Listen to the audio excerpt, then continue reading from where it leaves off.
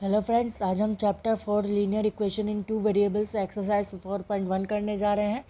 कल हमने चैप्टर इसका इंट्रोडक्शन पार्ट लाया था जिसमें हमने सारे इसका इंट्रोडक्शन कर दिया था, solution of a linear equation का भी, क्योंकि इसमें दो पार्ट बनाने का कोई फ़ायदा है नहीं, क्योंकि बस इसमें टाइम वेस्ट होगा। क्योंकि इसमें एक ही पार्ट में सब कवर हो जाएगा, इसमें कुछ नहीं है ज़्यादा।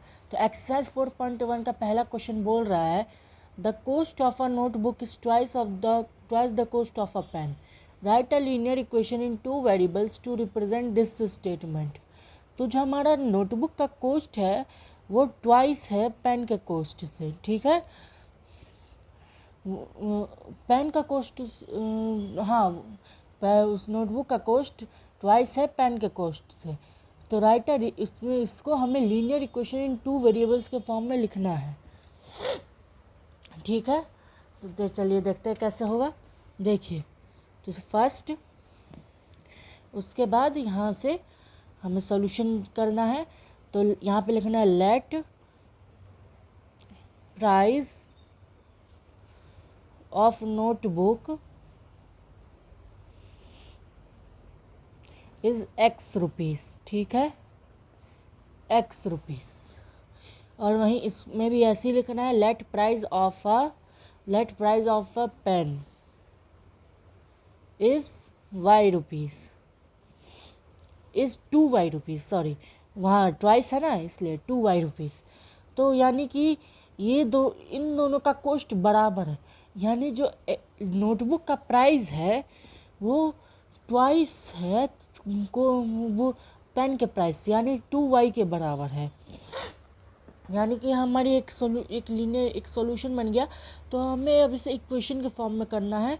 तो इसे हम एक्स से कर सकते हैं, 2y यहाँ पे प्लस का है, यहाँ पे आ जाएगा तो माइनस का हो जाएगा। तो x minus 2y is equal to 0, यही है। तो ये क्वेश्चन ख़त्म, यही था इसमें, और कुछ नहीं, बस इसको लीनियर इक्वेशन के फॉर्म में लिखना था और कुछ नहीं। तो दूसरा ये last question, express the following linear equation in the form of ax plus by plus c is equal to 0 and indicate the values of a, b and c in each case। तो देखिए, तो दोस्तों ये मैंने introduction में नहीं बताया था, क्योंकि सोचा था कि मैं ये क्वेश्चन में बता दूंगा तो आपको समझ में आ जाएगा, ठीक है। तो देखिए ये क्या लिख रहा हूँ।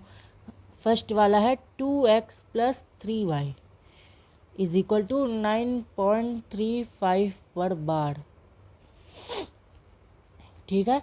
तो देखिए अभी ये देखिए यहाँ पर जो 2x प्लस 3y लिखा है इसमें हमें a, b और c की वैल्यू बतानी है। हमारा लीनियर इक्वेशन का फॉर्म क्या होता है, ax plus by plus c is equal to 0, ठीक है। तो अब हम इसमें a, b और c इन तीनों की वैल्यू बतानी है। तो हमें a की वैल्यू तो 2 ही दिख रही है, हमें x है यानी 2 है, a x का कोएफिशिएंट है, उसमें 2x का कोएफिशिएंट है यानी a की वैल्यू 2, और y b का y का कोएफिशिएंट है और 3y का कोएफिशिएंट है यानी b इज इक्वल टू 3। तो देखिए हमारा c का वैल्यू नहीं दिया गया, यानी कि यहाँ पर हम एक 0 मान सकते हैं, क्योंकि अगर 0 है तभी तो ये ऐड हुआ है। तो c इज इक्वल टू 0 हम ले लेते हैं। देखिए अगर कोई भी वैल्यू ना दी होती यानी कि उस वैल्यू की उसका वैल्यू 0 ही है, तो यहाँ पे लिख देंगे हम a is equal to 2, b is equal to 3 and c is equal to 0, ठीक है। अब इसका दूसरा part, x minus 1/5 is equal to 10, x minus 1/5 minus 10, sorry minus 10 is equal to 0, ठीक है। अब इसमें ए बी सी की वैल्यू आपको दिख ही रही है। हमारा a is equal to x, b is equal to 1/5 और c इज इक्वल टू 10, ठीक है। क्योंकि सॉरी दोस्तों, मैंने गलत बता दिया, सॉरी मुझे माफ़ कीजिएगा। यहाँ पे देखिए x और y में, x में कोई भी कोएफिशिएंट है, हाँ है, 1 है, 1x से मल्टीप्लाई, और y में भी है। तो so a is equal to 1, b is equal to 1/5 और c इज इक्वल टू 10, ठीक है। ये सब है हमारे ए बी सी की वैल्यूज़ में। अब हमारा थर्ड, पूरे 8 पार्ट है इसमें। Third minus 2x plus 3y is equal to 6। तो a is equal to 2, b is equal to 3 और c is equal to, c की वैल्यू कहीं नहीं दी गई है तो c इज इक्वल टू 0। हमारा चौथा है x is equal to 3y। तो यहाँ पर 3y तो इसके बराबर, यानी कि x minus 3y is equal to 0। ऐसे मैं तो इसको लिख सकता हूँ। तो हमारी a की वैल्यू यहाँ पे 1 है, यहाँ पे 3 है, तो a की वैल्यू 1 और b की वैल्यू 3 और c की वैल्यू फिर से 0। c की कोई वैल्यू नहीं दे रखी।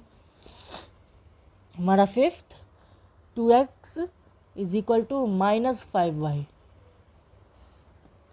तो देखिए यहाँ पर भी 2x, इसको मैं लिख सकता हूँ 2x plus 5y is equal to 0 और a की वैल्यू 2, b की वैल्यू 5 और c की वैल्यू 0।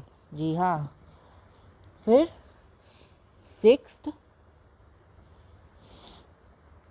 है हमारा 3x plus 2 is equal to 0।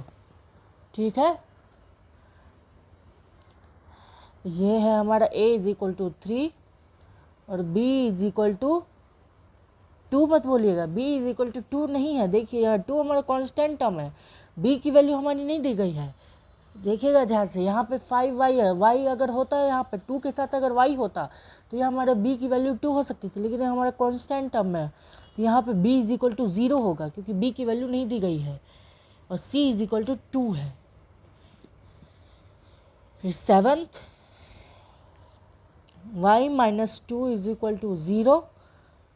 तो देखिए y minus 2 is equal to 0 है ना, तो a की वैल्यू आपको कहीं दिख रही है, x वाले नहीं है, तो b की वैल्यू है तो a is equal to 0, b is equal to, यहाँ पे 1 रहता है हर समय तो b इज इक्वल टू 1 और c इज इक्वल टू 2। ठीक है, और फिर हमारा last 8, 5 is equal to 2x। तो ये हो जाएगा 5 इसको मैं लिख सकता हूँ 5 minus 2x is equal to 0। तो ये हो जाएगा, यहाँ पर a की वैल्यू हमारी है 2, देखिएगा a की वैल्यू हमारी 2 है, b की वैल्यू हमारी नहीं दे रखी है, 5 यहाँ पे कांस्टेंट टर्म है, b की वैल्यू हमें नहीं दे रखी है। x जहाँ होता है समझिए कि वो a की वैल्यू है और b की वैल्यू अगर किसके साथ y होता तो ये b की वैल्यू होती। तो b is equal to 0, b की वैल्यू नहीं दे रखी, फिर c इज इक्वल टू 5। ठीक है, c इज इक्वल टू 5। तो क्वेश्चन ख़त्म, तो हमारा ये एक्सरसाइज भी ख़त्म। तो हम कल शुरू करेंगे एक्सरसाइज 4.2। तब तक के लिए बाय बाय, मिलते हैं आपसे कल की वीडियो में।